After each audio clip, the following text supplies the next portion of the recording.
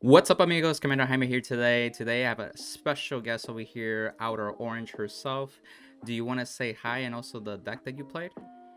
Yes, hello. I am Outer Orange, and I played Steam Maidens into the Premium. It's awesome, and I'm glad that you made it to top 8. How do you feel Yeah, after that? I mean, you traveled, I think, right? I did. Yeah, I traveled from south all the way to Illinois. It was quite a journey. I went by myself this time. I normally have a comrade with me. I don't know comrade. I don't know what to call comrade. A A comrade. That's the comrade. word we're gonna use. I was trying. A camaraderie. I mean, that works too, but yeah, that's funny. No, no. I usually have someone with me, but this time I traveled on my own. So That's because it's awesome. very last minute. No, definitely, yeah. Sometimes like you just last minute. Funny story is that I actually was not planning to go that day either. I was planning to go Sunday, and then it turned out I the other know. You do this all the time, and then you top anyway. So crazy. I do prepare, but you know. I know, but it's always last minute. You're like, I'm not gonna go, and then you show up, and I'm like, That's funny. I appreciate that though. But for anybody that's new viewing the video, typically I like to ask a couple questions for the topping players. And first off, I like to mention where are you from a little bit? I know you kind of mentioned yourself from the south. Do you have a community out there? Anything like that? yeah. So I'm in Georgia, and we have a pretty big community over here. We have quite a few shops like that are known around here. There's like the really popular one, which is Super Games Inc. Like a Hmm. lot of their online presence is Yeah, very active for I buy them from card TCG selling. player all the time. Yeah. Yeah. Yep, exactly. So within there, we have a pretty big community. There's also a couple like smaller ones with the bigger community. So there's like Win Condition, which also you can find online as well. Mhm. And then there's Level Up Games. Then there's Wasteland, which does a lot of That Digimon too. too. So and then yeah, they're pretty much just there's a lot of really good, I guess, bigger shops around Yeah, they here. are. And so yeah, the community's pretty big. We get a lot of showings. Like our locals are pretty like around between like 16 to 30 players every That's week. pretty So solid. it's yeah, it's actually surprisingly, especially D. Depends on what's going on from week to week, but like D gets really big, V gets really big. Hmm. So yeah, that's kind of what the community is like. That's really cool. Like when you first started into your community, was it pretty welcoming too? Yeah, so I started in 2019, like late 2019, pretty much when Cocytus dropped, and a friend Yeah. of mine introduced me to Vanguard, and he introduced me to going to Super Games pretty much, and yeah, they're Nice. very welcoming. Hmm. BCS was like just starting, like right when Cocytus dropped back then, Yeah. so I actually entered even though I had no idea what I was doing, but I did enter anyway. I performed pretty well for someone who's like a complete noob at the game. I just like super focused on Cocytus and built like this really Yeah. cool deck to go around Flanger. And yeah, I just kept auto winning when I just kept flangering people. It was great. That's great, actually. And it's funny Right. because I think most of us get in like that with that one deck that we're still trying to get the hang of. We're trying to do well with it and everything. So that's really Yeah. humbling just to hear. Yeah. Awesome. Going into the BCS, like this one in Illinois, what are some of the preparation that you did? And feel free if you want to include, because I know you've been to the one in Duluth, right? Yep. So I'm not sure if that tied into it with this event. So go ahead. So honestly, because I had to choose differently for Duluth and Rosemont? Rosemont. Yep. So I had to choose a little differently because in Duluth I couldn't play standard. I had to choose V and premium. So that I had to make those choices. I could have played standard, but I chose V, of course, because the quick collection just dropped. And then for Rosemont, I actually had the choice to play my more favored formats, I would say. I usually prefer to play standard and V. Though now I don't know, maybe now I'll go back to just playing V and premium. I don't know yet. But anyway, so because of that, I actually had different preparations for both. So for premium, I mainly focused on playing Mystery Flare because I don't know why I did that to myself, but I decided to make that decision. And I kind of memed, I would say, in Georgia. Yeah. I could have like taken decks that I think I would have performed better in, but I was like, I'll just take Mystery Flare both days and see what happens. And yeah, I would say my preparations for that weren't that insane. I was mainly learning how to play Gear Chronicle because I see. like I love granblue, I really do, but I'm not gonna lie, I've been playing premium granblue this entire time, and I really needed to find a way to stop doing that and actually try other clans. Fair enough. And one of the best ways to do that was to just pick up Mystery Flare because I actually had the whole deck already at home. The night, Nice. I don't know why, but I just had it. Yeah, I didn't spend a single penny on building my Mystery Flare deck. I just had it all this whole time. So I was just like, oh, I'll put it all together. I'll build a deck and I'll try it out. So I would say for that event, I didn't test as much except for preparing for whatever my collection could have been. But for Rosemont, because I had the time to really sit down and think about what to take, I really focused on standard and V Premium. V Premium, I mainly was like, okay, like I'm gonna take Steam Maidens because I have that deck too, by the way. Completely Wow, built we've had out everything. during Georgia. Yeah, I have a problem. I like cards. It's this crazy thing. I think we all do. But yeah, so I already had all the old Steam Maiden stuff, and then all I need to do is get the new Steam Maiden stuff, and I actually had all that already like day one on release. So I was just like, you know what? I was kind of testing it a little bit. I almost took it to Georgia, and then I was like, I don't feel confident enough this deck. I'm not really familiar with like time leap type of mechanics. So I was like, you know what? I'll hold off. Gotcha. So for Rosemont, I was like, I'm going all in. So the first place and second place winners for Georgia, I came to both of them. The first one, I came to Crow, and I was like, hey, Crow, what are some tips for Steam Maidens? Show me the goods. And so he kind of like briefly explained to me just some stuff to look out for. I kind of got a pretty good understanding. I already kind of had the deck in He's mind. very knowledgeable. He is very knowledgeable. Ghosties, if you remember Beatrice Ghosties, actually plays really similarly to Steam Maidens. Just opposite. I can see that. Yeah, so honestly, when I started testing this deck, I started realizing something very fast. I was like, this deck is just different Beatrice, and I can work with this, you know. So I kind of started figuring out how to work with the pieces, because it's very oriented on how you guard, what you call out, what's in your soul, very similar to Beatrice. So after that, I started testing mirror matches with Sakib, who's the second place winner, a really good friend of mine who's been on my channel a few times. He's topped in Narukami several times, actually. Like Narukami is like one of his, Narukami and Gear Chronicle is his main two decks. So so I went to him, and he came to me. He was like, let's mirror match, let's get this testing in so you have the deck down. And then I got the deck down. I took it to locals a couple times, and then I tested at home a lot, and I tested online with some people from my Discord. So that's how I pretty much tested for it. I did a lot of hand testing. Every day I try to keep my mind refreshed, like for the combos and knowing kind of what to do in what situations. I still didn't have like the full 100%, but I tested into all the decks that I thought I would see, and I pretty much just kind of went from there. No, that's really good. You did a lot of bit of everything. You did like from hand shuffling to playing with people in real life to online. I like that you kept yourself fresh every day. Sometimes people forget that, and I know life and work can get into place, but sometimes just even doing a hand shuffle and a couple plays makes a whole difference. So I try to do that like the night before, and then maybe the morning of, so that way it's kind of fresh in my mind in the tournament, so I don't have to think about it as much. And at least for me, I'm less prone to make mistakes.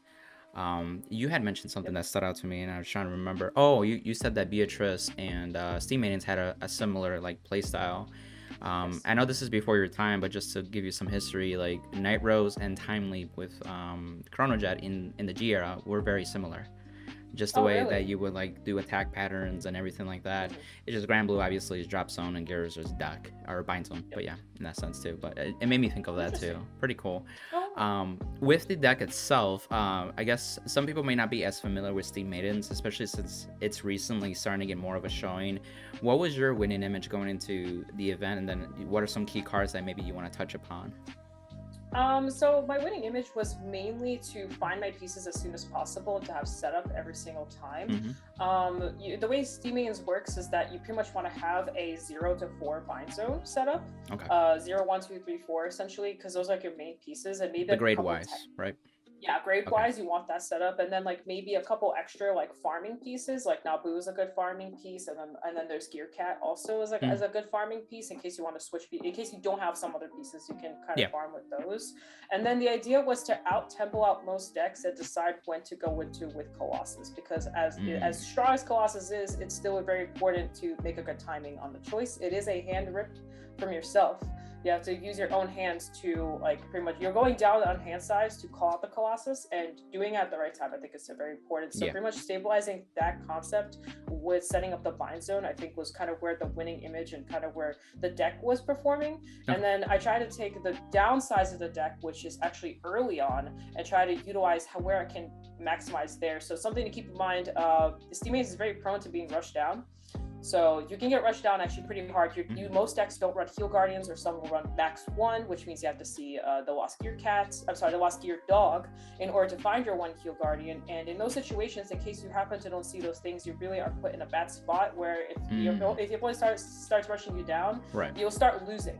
So what I did was I maximized on the grade 4, and I put it to 4. Some run at 3, some run at 4. I chose as like, okay, I'm gonna put this to 4, and I put the heal to 4 as well for consistency and for just raw shield, because it never really feels bad to like guard with those.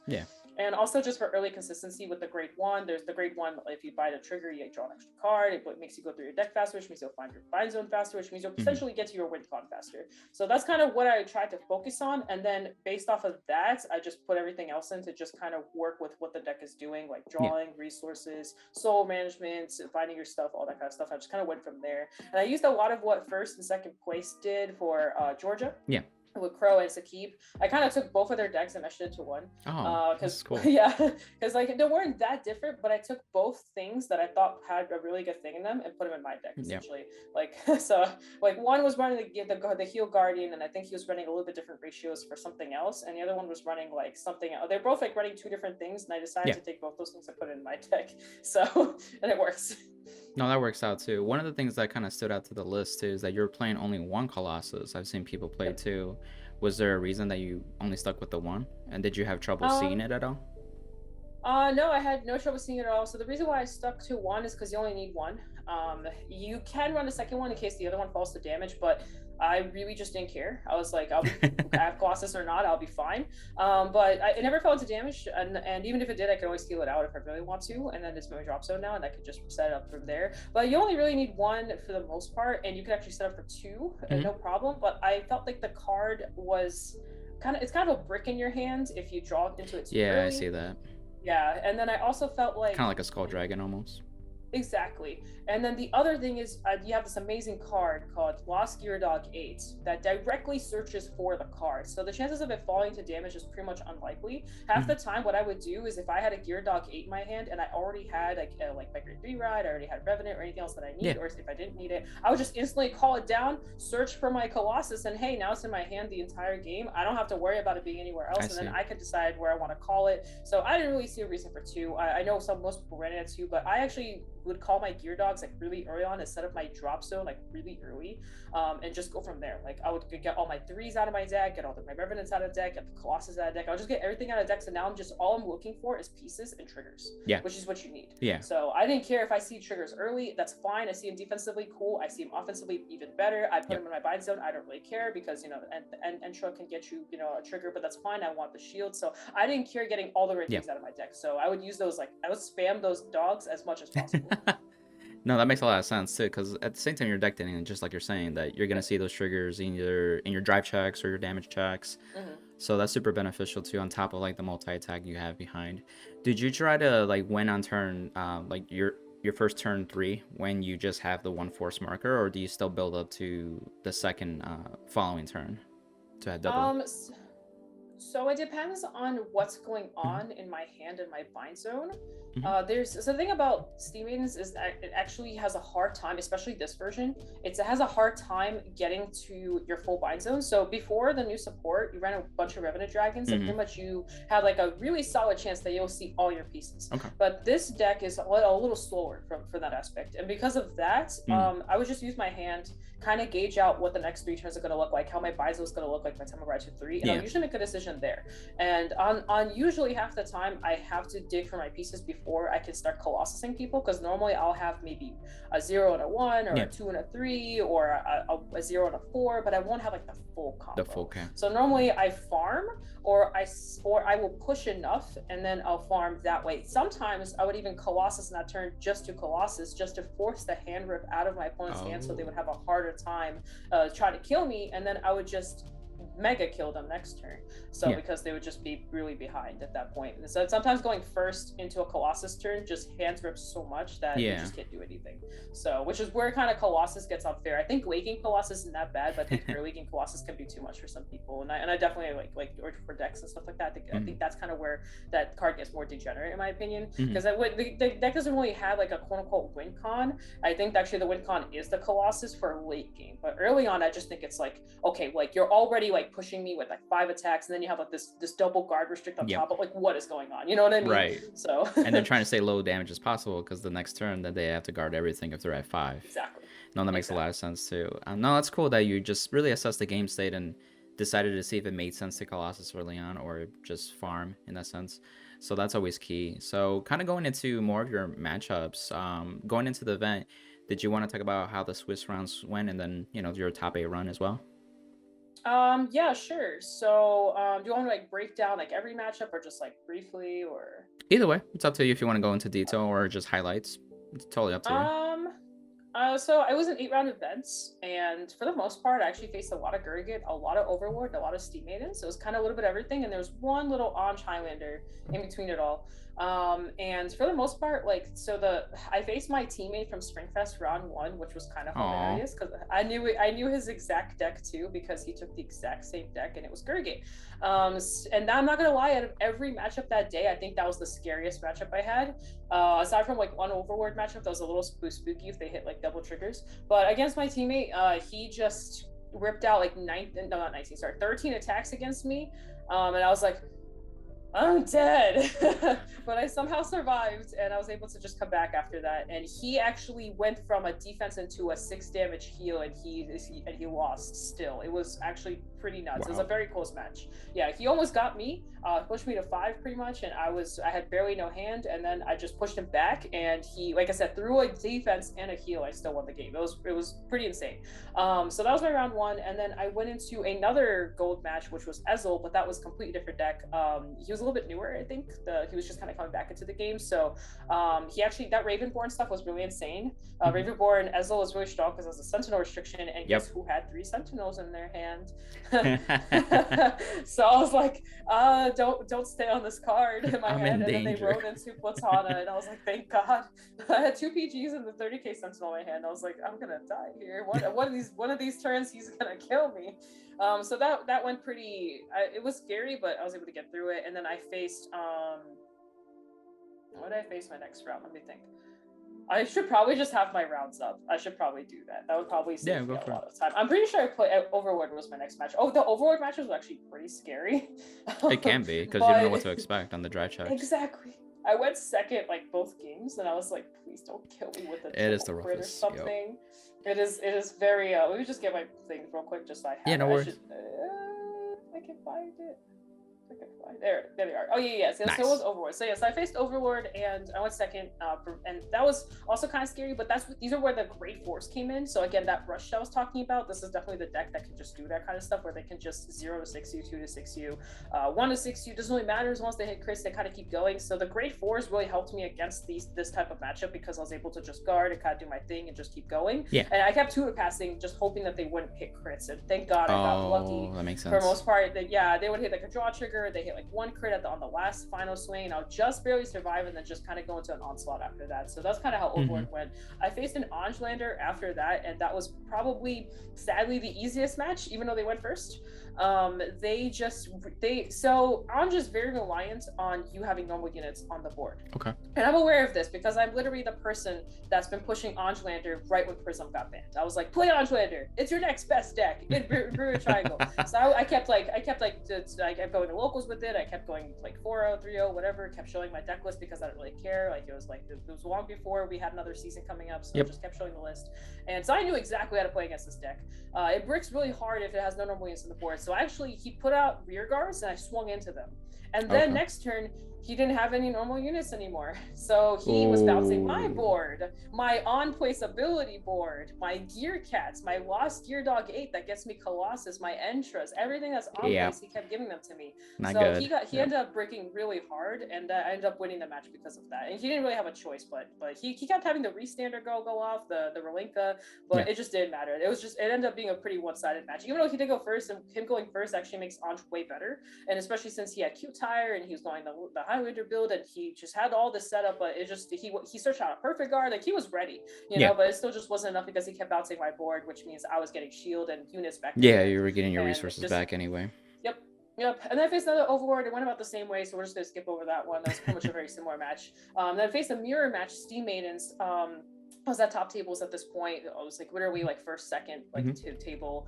And that matchup, he went first. Oh no, sorry, he went second, and he rushed me down. Like super rushed me down, like you are just gonna go to 3 damage on your first on my grade 1 turn, right? And I'm like, that's okay, really heavy. We're gonna play like this. okay, I'm at 3 damage. That's fine. I swung into his rear guards. So he lost his gear cats. He lost everything. I still got my soul blast look at top 2, you know, all that kind of stuff. Yep. And what happened was he bricked super hard off of it.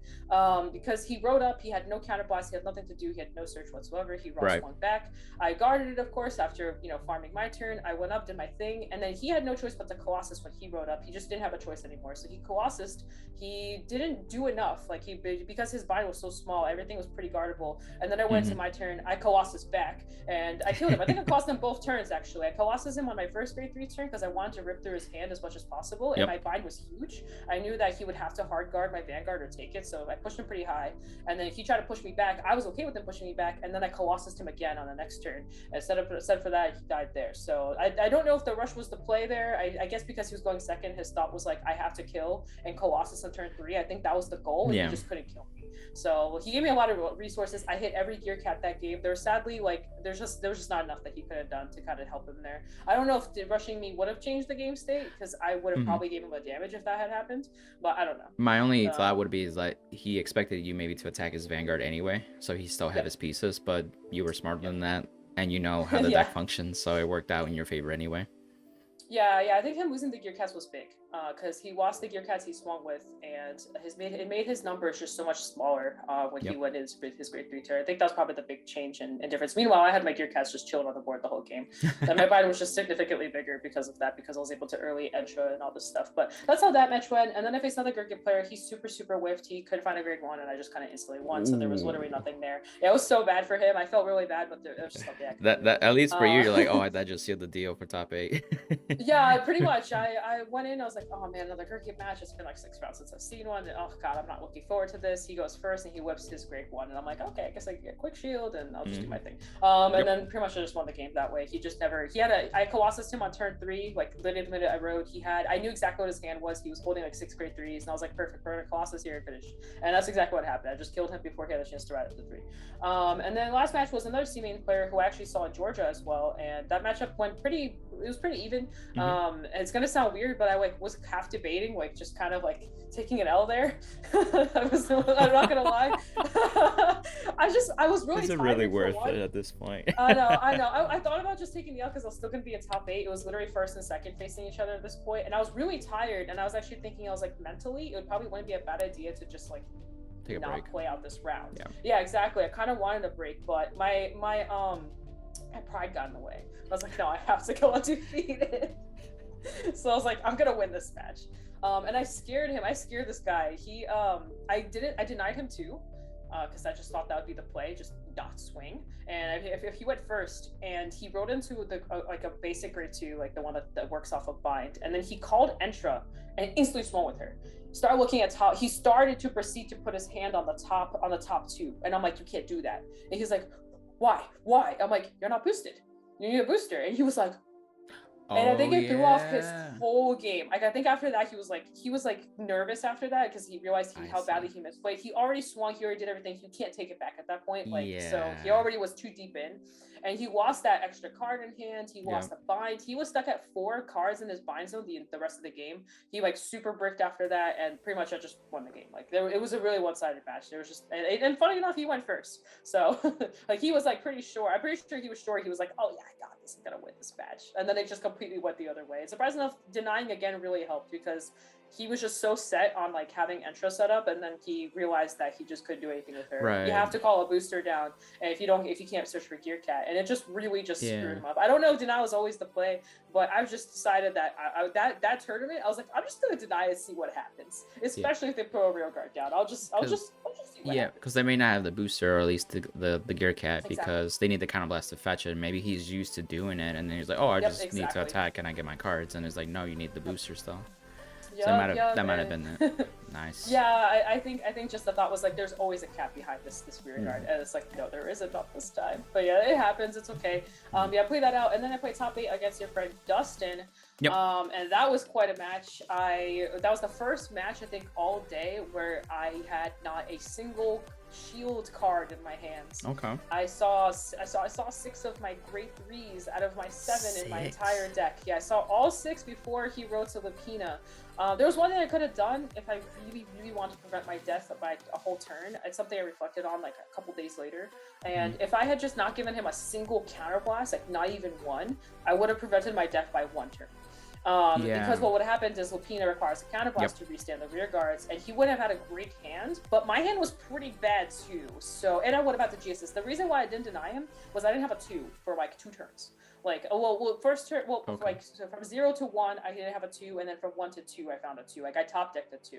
So that's the only reason I kept giving him damage was because I was like, well, I need to find a 2. I don't want a G assist, you know? So you needed the drive check. I want to dig. Yeah, I had to dig pretty deep for a 2, and I finally got a 2, which also screwed me because I never saw Entra, which would have also helped because I probably could have gotten some, like a trigger to hand or something, but because I just saw nothing, and I saw all grade 3s after my first turn, like I used the Gear Cat, I saw grade 3, drive checks for grade 3s. I had one perfect guard drive check that was a draw into another grade 3, so I was like, this is useless. And then he wrote to Lapina, you know, force 2, Sonata, Caro. He's like, all right, first attack he swings. I'm like, so how big are we talking? He was like, well, this is around 30, and then they'll restand for 70. And I'm like, it's scary. I'm dead. There's nothing I could have done. And then I took my 5 damage, normal unit. I'm like, like no hope in sight. Defense. All 4 heals in deck, by the way. All 4 grade 4 orders in deck. Like, it was literally probably the worst brick I had. I didn't think I was going to brick that hard. And like I said, if I had not given the damage, I actually might have won the game because that deck is very glass cannon. And it's a good deck. I actually tested myself a whole video on it. Like, I like the deck, but it's very reliant on you going first and just throwing up your whole grade 3 board and just slimming for big numbers. That's the point of the deck. And I knew that. So if I had just denied the counterblast, I probably would have saved myself a turn to farm up. But it really just depends what my top cards would have been. You didn't know the cards that you were going to get, and hopefully that might have been enough to be like, oh, I can catch up from this. But then, sounding 70k for 2 damage, it just was a little too much. And he had a crit on Vantu, which only like sealed the deal.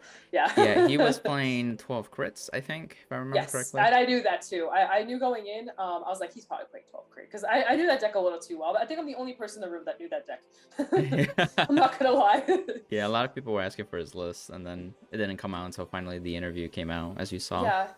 So people were asking my Discord too, and I gave people like a semi list. I was like, this is probably what he was playing, because a lot of people thought he had like Pawn in it, and I was like, Pawn's not in the deck. I can guarantee right now it's all Lapina, Sonata, Caro. I was like, this is. I had a guess as to what his list would be, but I didn't have like 100%, like obviously since until it released. And actually, I took your video and I was like, here, just watch it. Here it is. Learn the deck. Here's the knowledge. Learn the deck. This is what happened. Yeah. Awesome. No, that makes a lot of sense. Yeah, I mean, it happens sometimes. I mean, I've bricked before in like the finals of last Bro, where I had to ride the Vanagander and not the Fenrir. I was there. That hurt my soul.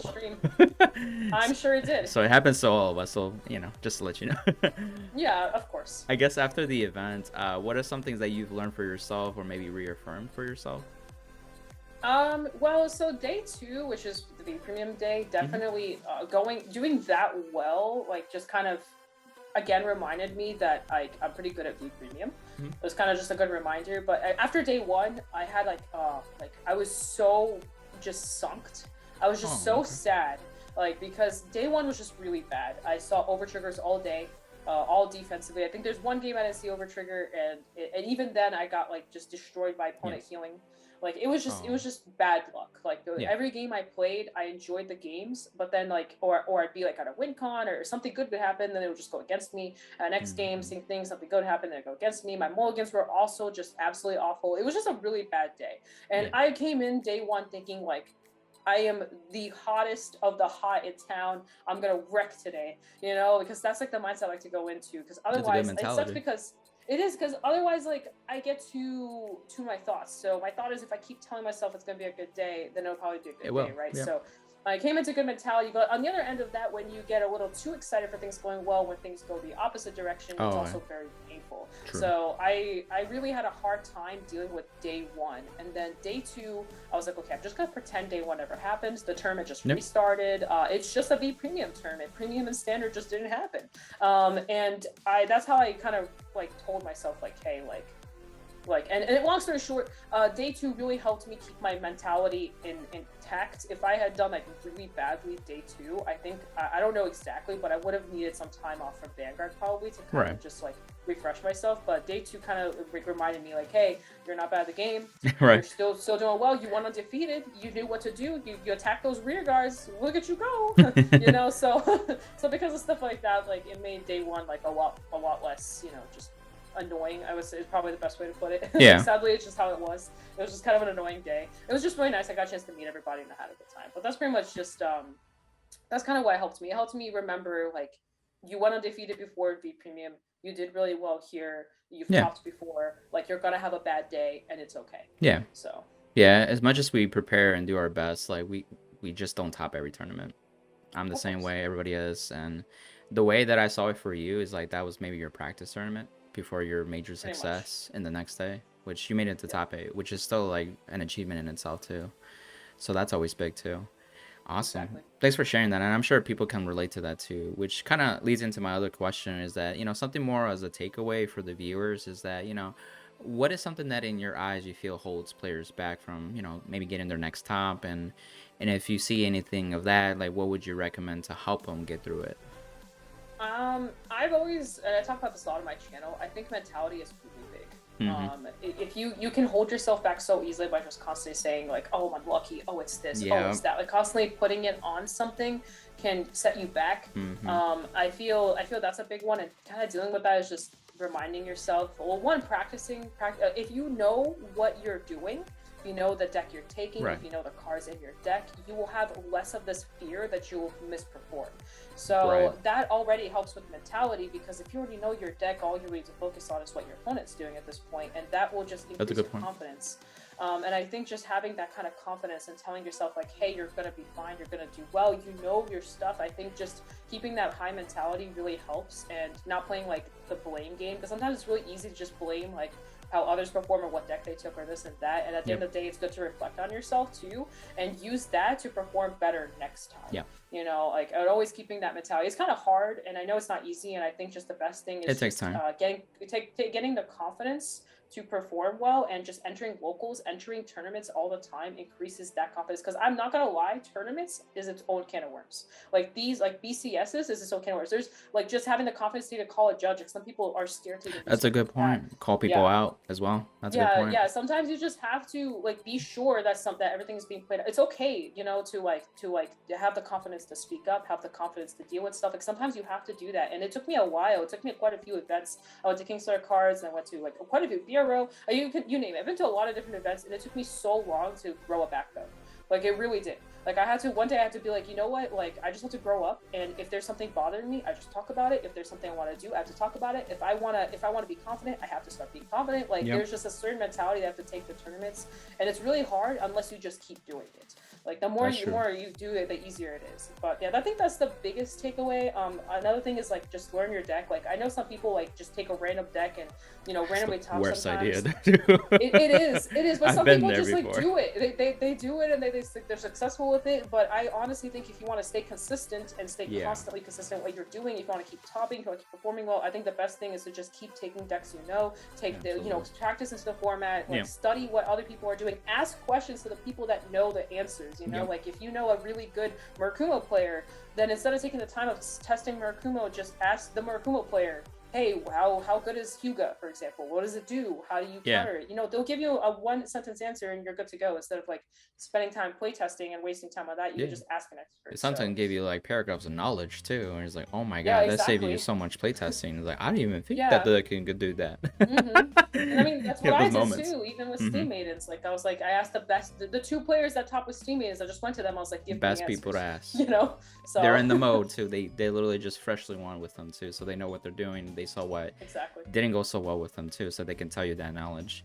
Exactly. Wow, you hit so many good points, Orange, for real. Thanks. One of the things that I wanted to kind of like bounce off from that is that you said sometimes players take decks that they're not really well prepared for, and most of the time it's a bad idea. I have bad experience. It's a frustrating day. I feel like you wasted the day too. But only a very few people.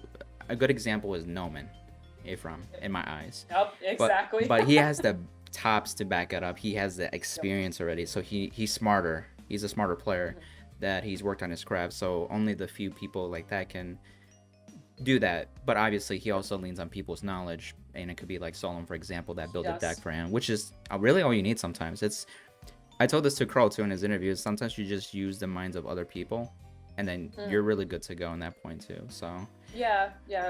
I think knowing the basics of the game is really important. It's something people really sometimes they just like look over, like just knowing just how Vanguard shield works or what rear guards are doing on the board. Like a lot of people really misjudge denial, like just denial.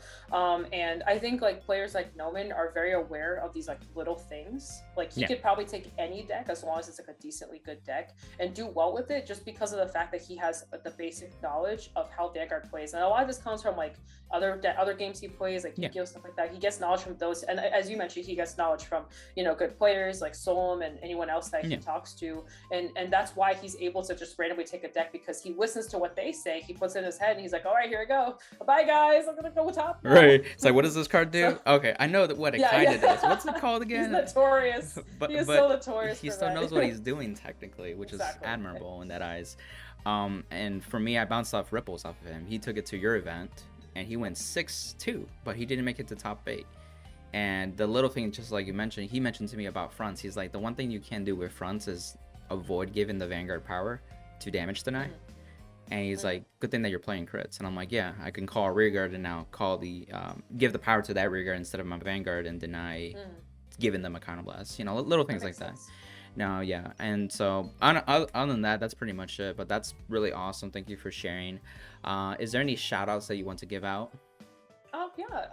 I want to shout out Yellow, who's one of the people that I test a lot with, so shout out to him. Shout out to some of the V players I tested with Dirk, who gave me the Gladios matchup in case Steam Maidens and take case about the Gladios. That's a really scary matchup sometimes. I think people underestimate how good that matchup is into Steam Maidens. The deck falls apart against other decks, but against Steam Maidens, it's actually like pretty crisp. So thank you to him. It is. They lock out your multi-attack completely. Yeah. You're just stuck with Vanguard, so... but yes, there's that. Thank you to Ty Smith. Actually, he was one of the reasons I was able to keep my mentality kind of in focus. Good. Day 2. I woke up like at 8 a.m. and I was like, Ty, hit me with the positivity right now. And he was like, all right, here I go. And he just did his usual thing where he just becomes Ty Smith and just goes crazy. He's so extroverted with such enthusiasm and positivity. It's amazing, and I appreciate people like him. I needed that day 2. What he provided was exactly what I needed to keep going day 2, because after day 1 I was like kind of a wreck, so it was very useful. So yeah, thanks to him. Thank you to the people I just talked to. Thank you to my Peels crew and the Discord. They were so like just supportive, and they were supportive to Ty too. They were just going crazy for both of us. They're like, let's go! And people just on Twitter were kind of going crazy. So thank you to everybody, and everybody I playtested with. I playtested with a lot of people like Mello, Matt, and Gergeson. I playtested both for Standard and for B. And yeah, just thank you to everybody. Thank you to Sakib and Crow and my locals for just having locals existing and just being able to go and practice there. And I'll tell my online friends that be able to remote fight. So yeah, thank you to all of them. And thank you for having me here. Oh yeah, you're welcome. Always appreciate you and your presence. So lastly, where can people find you? So I got YouTube, it's Outer Orange, and then I got Twitter, which is also Outer Orange, and then I have Reddit, which is also Outer Orange, and then I have Discord, which is also Outer Orange, and then I have Twitch, which is also Outer Orange. So you can find me on all those places. I stream. I have I think 3 to 5 videos a week, something like that. Recently, because of all the travel, it's been less, and I stream every week, so you can find me on there. And sometimes I stream on YouTube too, just because I feel like it. And Twitter is definitely the biggest thing, where if you have questions or anything like that, or you need to add. Yeah, you're pretty active on Twitter too. I have a problem. It's called an addiction. It's a bad one. Always on Twitter. I really am. It's so bad. I don't know why, but I just love responding to people and just talking to people out there. You're being engaged with the community. Yeah, it's kind of I think where I blew up on, at least in terms of Vanguard. I think I like on YouTube I was just kind of doing my thing and you found me, but when I opened up Twitter, that's when like the doors just like unleashed. Oh yeah, like, it word of mouth so, and everything, retweeting and all that kind of yeah, stuff. It yeah, grows exactly. over time. That's crazy. Yep. I was gonna say too, like for the viewers to definitely check out Out Orange. She has a lot of great content, a lot of mindset too. What I appreciate is that I remember one of her early videos, and that's how I found her because she did a granblue deck profile, and I was like in the mode for granblue at the time, and so now seeing you how much you progress is amazing. So I definitely kudos to you, especially your achievements too on top of that too. So without further ado, amigos, thanks again Out Orange to being on here, and on to the next one. See ya. Bye. Bye.